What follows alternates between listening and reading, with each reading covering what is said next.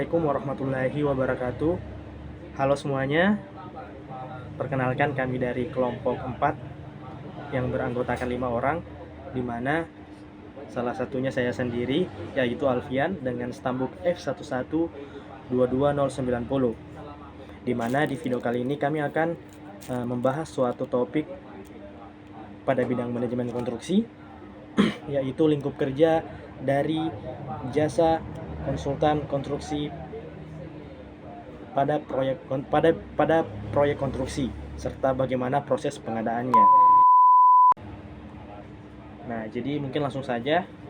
Jadi jasa konsultan itu dapat diartikan sebagai jasa ahli yang diberikan oleh seseorang atau badan usaha yang mempunyai keahlian atau kepandaian dalam urusan perancangan, pengerjaan, dan pemantauan kegiatan pembangunan, yang dimana hal tersebut harus sejalan dengan aturan dari Undang-Undang Nomor 2 Tahun 2017. Menurut dalam literatur manajemen konstruksi, jasa konsultan ini dapat juga dipahami sebagai bentuk layanan intelektual yang berorientasi pada pemecahan masalah teknis maupun manajerial dalam proyek. Nah, jadi konsultan ini tidak hanya bertanggung jawab dalam aspek desain saja, melainkan konsultan ini juga harus bertanggung jawab dalam memastikan kesesuaian antara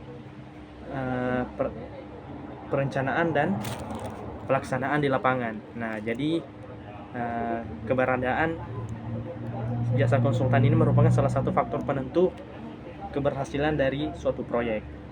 Jenis-jenis jasa konsultan. Nah, jenis-jenis jasa konsultan ini terbagi menjadi 3 berdasarkan fungsi dan perannya.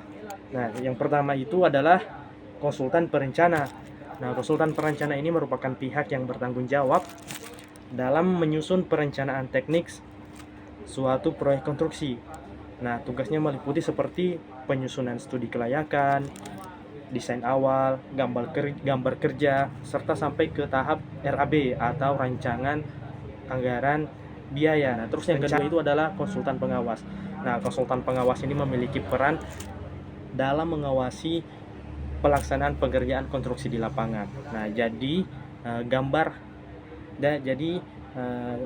gambar yang sudah dibuat oleh konsultan perencana ini, si konsultan pengawas harus memastikan apakah gambar tersebut sesuai tidak dengan yang di lapangan. Nah, setelah itu tugasnya juga mencakup seperti pengendalian mutu pekerjaan. Nah, terus yang terakhir itu adalah konsultan manajemen konstruksi. Nah, jadi saya mengutip dari para ahli, yaitu Soeharto tahun 1999. Beliau mengatakan bahwasanya konsultan manajemen konstruksi ini berfungsi sebagai pengelola proyek secara menyeluruh, mulai dari tahap perencanaan hingga sampai ke penyelesaian proyek. Peran utamanya adalah mengordinasi seluruh pihak-pihak yang terlibat dalam suatu proyek, seperti owner, kontraktor, dan itu tadi merupakan jenis-jenis jasa konsultan. Terus kita beralih ke dasar hukum dan regulasi. Nah, mengapa kita harus mengetahui dasar hukum dan regulasinya? Supaya kedepannya penyelenggara jasa konsultan ini dapat diatur secara komprehensif guna menjamin tertibnya administrasi serta kepastian hukum dan kualitas hasil pekerjaan. Makanya salah satu landasan hukum utama dari jasa konsultan ini merupakan yaitu Undang-Undang Nomor 2 Tahun 2017 tentang jasa konstruksi, yang memberikan pengaturan menyeluruh terkait penyelenggara jasa konstruksi mulai dari perencanaan, pelaksanaan hingga ke pengawasan. Nah, selain itu juga pada aspek pengadaan jasa konsultan ternyata ada juga salah satu hukum yang atau regulasi yang menyangkut mengenai pengadaannya, yaitu diatur dalam Peraturan Presiden Nomor 12 Tahun 2021 tentang pengadaan barang jasa pemerintah, yang merupakan penyempurnaan. Dan yang terakhir itu kita ke prinsip-prinsip pengadaan jasa konsultan. Nah, Di sini saya akan membagi menjadi 4 prinsip yang harus dimiliki pada proses pengadaan jasa konsultan.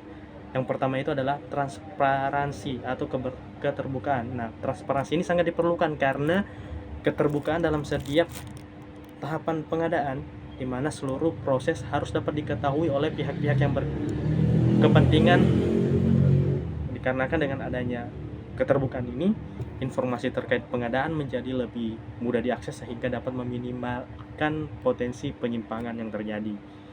Nah, terus yang kedua itu adalah akuntabilitas. Nah, akuntabilitas ini merupakan bahwa setiap proses dan hasil pengadaan harus dapat dipertanggungjawabkan, baik secara administratif maupun secara hukum. Nah, terus yang ketiga itu adalah efisiensi dan efektivitas. Nah, efisiensi dan efektivitas ini merupakan mengharuskan proses pemilihan jasa konsultan dilakukan secara optimal sehingga mampu menghasilkan penyedia jasa yang terbaik dengan sumber daya yang tepat guna serta hasil guna yang maksimal. Nah, yang terakhir itu adalah persaingan sehat. Nah, jadi persaingan sehat ini bertujuan untuk memberikan kesempatan yang sama kepada seluruh peserta pengadaan tanpa adanya diskriminatif atau praktik yang tidak sehat. Dengan demikian, proses seleksinya dapat menghasilkan penyedia jasa yang benar-benar kompeten dan profesional pada bidangnya sendiri. Nah, itu tadi merupakan prinsip-prinsip dalam proses pengadaan jasa konsultan. Saya mengutip dari Peraturan Presiden Nomor 12 Tahun 2021. Nah, baik, jadi sini saya akan menjelaskan tentang proses pengadaan jasa konsultan. Nah, apa sih itu pengadaan jasa konsultan? Jadi, jasa konsultan adalah tahapan untuk mendapatkan konsultasi yang kompeten sesuai dengan kebutuhan proyek. Terus, proses ini dilakukan secara sistematis dengan prinsip transparansi, akuntabilitas, dan efisiensi. Nah, secara umum proses pengadaan jasa konsultan itu terbagi menjadi perencanaan pengadaan, pemilihan metode, pemilihan metode, seleksi konsultan, dan pelaksanaan kontrak. Oke, kemudian kita masuk ke poin pertama, yaitu perencanaan pengadaan. Nah, tahap awal yang sangat penting karena menentukan keberhasilan pengadaan. Kegiatan dari perencanaan pengadaan ini meliputi yang pertama, identifikasi kebutuhan proyek mulai dari ruang lingkup, risiko, lokasi, sampai ke menentukan tenaga ahli. Nah, poin kedua yaitu penyusunan KAK atau kerangka acuan kerja. Nah, di mana KAK ini adalah sebagai pedoman kerja konsultan. Kemudian poin ketiga adalah penyusunan HPS atau harga perkiraan sendiri untuk acuan evaluasi harga. Tujuan utamanya adalah agar proses pengadaan lebih terarah, efektif, dan menghindari kesalahan sejak awal. Nah, lanjut yaitu metode pemilihan konsultan. Nah, metode pemilihan ini disesuaikan dengan kompleksitas dan nilai proyek itu sendiri, guys. Yaitu pertama, seleksi umum, terbuka untuk semua penyedia jasa. Kedua, seleksi terbatas, hanya untuk konsultan dengan kualitas khusus atau proyek-proyek yang kompleks. Yang ketiga yaitu PL atau penunjukan langsung, kondisi tertentu atau darurat hanya satu penyedia. Pemilihan metode harus tepat agar menghasilkan konsultan yang berkualitas dan proses tetap objektif. Selanjutnya kita masuk ke pembahasan lingkup kerja jasa konsultan dalam konstruksi. Lingkup kerja jasa konsultan dalam proyek konstruksi mencakup seluruh tahapan kegiatan proyek, mulai dari tahap perencanaan hingga pasca konstruksi. Keterlibatan konsultan pada setiap tahap bertujuan untuk memastikan bahwa proyek dapat berjalan secara sistematis, memenuhi standar teknis, serta mencapai sasaran yang telah ditetapkan, baik dari segi mutu, waktu, maupun biaya. Untuk yang pertama, lingkup kerja jasa konsultan untuk tahap perencanaan. Pada tahap perencanaan, jasa konsultan memiliki peran yang sangat penting karena menjadi dasar bagi seluruh pelaksanaan proyek konstruksi.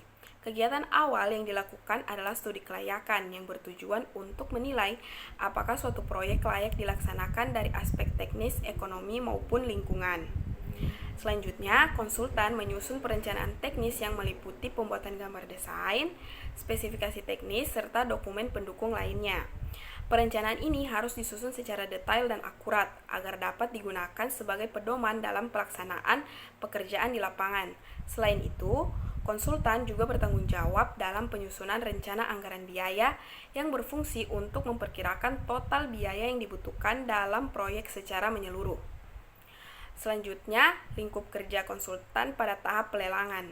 Pada tahap pelelangan, jasa konsultan berperan dalam membantu pemilik proyek dalam proses pemilihan kontraktor yang akan melaksanakan pekerjaan konstruksi.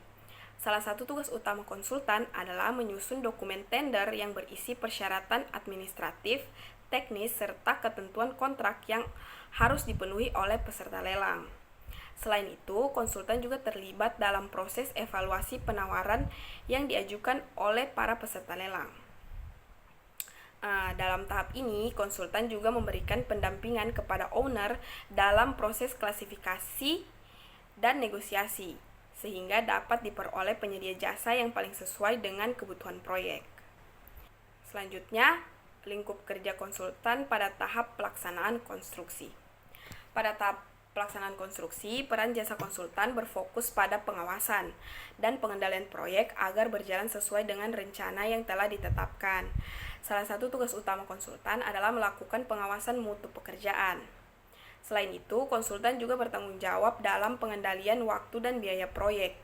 Konsultan juga berperan dalam melakukan koordinasi antara pihak yang terlibat dalam proyek seperti pemilik proyek, kontraktor, dan pihak terkait lainnya. Dan yang terakhir, pada tahap pasca konstruksi. Tahap pasca konstruksi merupakan tahap akhir dalam siklus proyek konstruksi, di mana jasa konsultan tetap memiliki peran penting dalam memastikan bahwa hasil pekerjaan telah sesuai dengan ketentuan yang berlaku.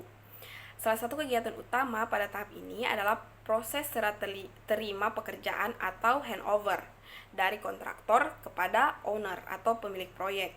Selain itu, konsultan juga melakukan evaluasi terhadap pelaksanaan proyek secara keseluruhan, baik dari aspek teknis, waktu maupun biaya.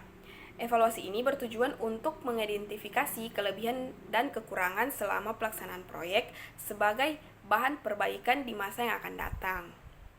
Kegiatan yang terakhir yang dilakukan adalah penyusunan laporan akhir proyek yang berisi dokumentasi seluruh proses pelaksanaan, hasil pekerjaan, serta catatan penting lainnya. Jadi saya akan menjelaskan terkait tahapan seleksi konsultan. Untuk proses seleksi dilakukan secara bertahap. Poin 1 itu pengumuman pengadaan. Poin 2 itu pendaftaran dan prakualifikasi. Poin 3 evaluasi penawaran. Evaluasi penawaran itu tertuju administrasi, teknis, dan biaya. Poin 4 klarifikasi dan negosiasi. Poin 5 penetapan pemenang. Jadi kelima poin itu fokus utama ada pada evaluasi teknis untuk memastikan kualitas konsultan. Baik, saya akan menjelaskan terkait kontrak dan pelaksanaan. Tahap akhir setelah konsultan terpilih itu poin 1 penandatanganan kontrak. Penandatanganan kontrak itu ada mengatur hak, kewajiban, biaya, waktu, dan lain-lain. Untuk poin 2, pelaksanaan pekerjaan sesuai KK dan kontrak. Poin 3, monitoring dan evaluasi kinerja konsultan. Poin 4, pemeriksaan hasil dan serah terima pekerjaan.